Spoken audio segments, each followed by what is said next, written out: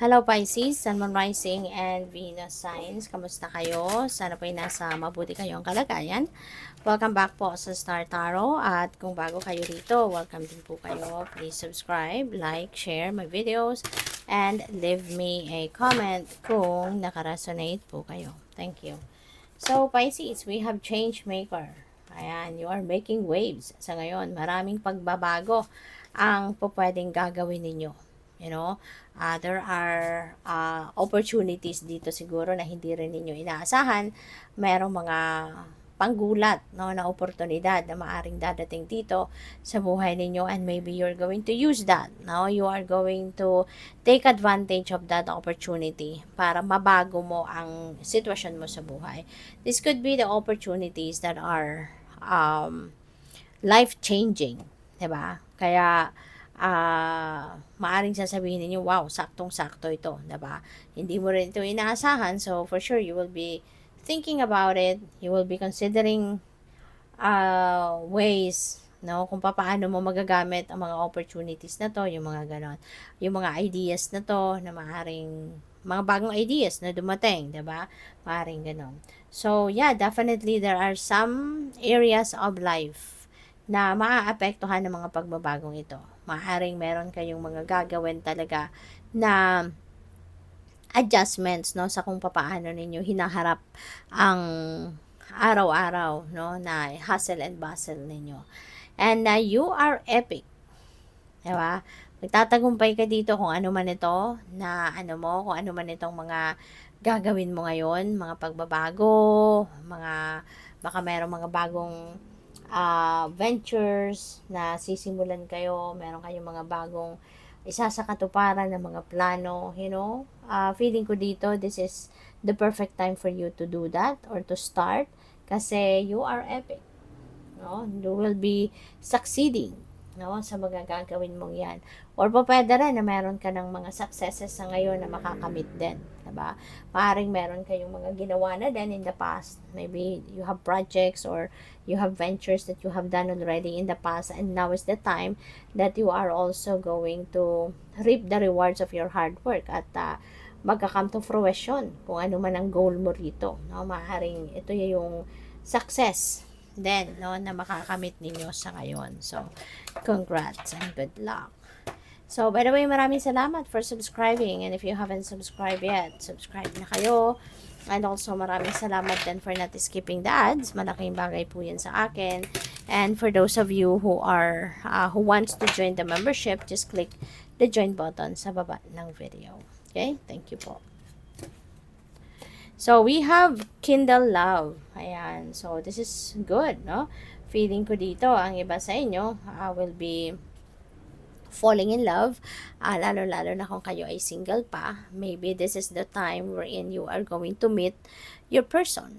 Baka dito mo makikilala na yung inyong magiging jowa.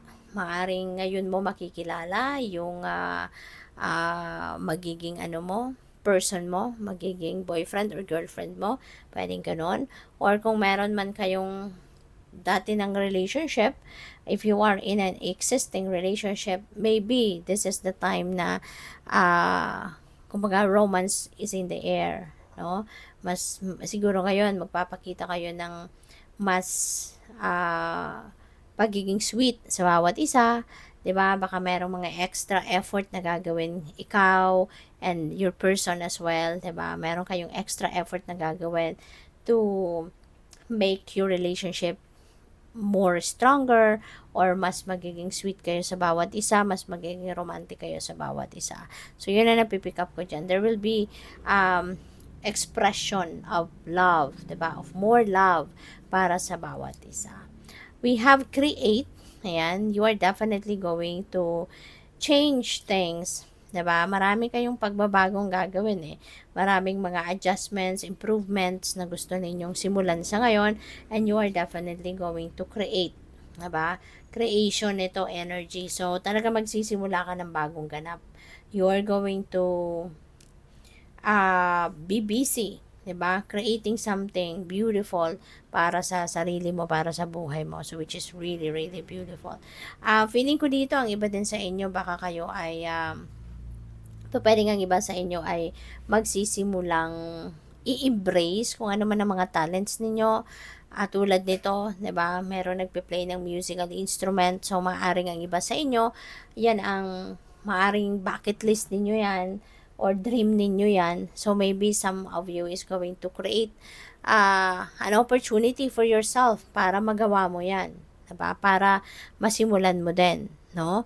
Kasi it's never too late, 'di ba? Wala naman sa edad 'yon kung ano yung dream ninyo, 'di ba? May mga pangarap tayo na kahit anong edad pwede nating gawin. So, in this case, maybe ang iba sa inyo, gagawa na kayo ng paraan para, 'di ba, magawa ninyo ito.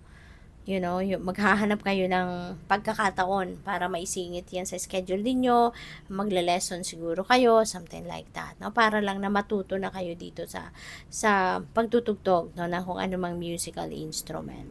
So, we have keep the faith. Ayan. So, just keep the faith. Yun ang pinakamahalaga. Always keep your hope and faith alive sa puso. Kasi kapag tayo ay nananampalataya, kapag tayo ay nagtitiwala, no, sa universe, tayo ay nagtitiwala sa kanyang plano para sa atin, 'di ba? Mas ano tayo, mas positibo, mas positive ang energy natin, no, na binabalot natin sa sarili natin. And when we are projecting positivity, 'di ba? We are going to attract good things into our lives. Mas mga positibong bagay, mga magagandang bagay, masiswerteng bagay ang maa-attract natin, ang mamamagnetize natin sa sarili natin. 'Di ba? At saka iba, no, yung pakiramdam, no, kapag malakas ang inyong pananampalataya, malakas ang inyong paniniwala sa divine at sa kanyang plano para sa atin, 'di ba?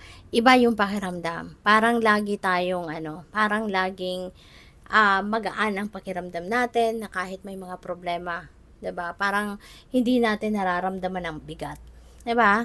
So good luck. Thank you for watching. Love and light. Namaste.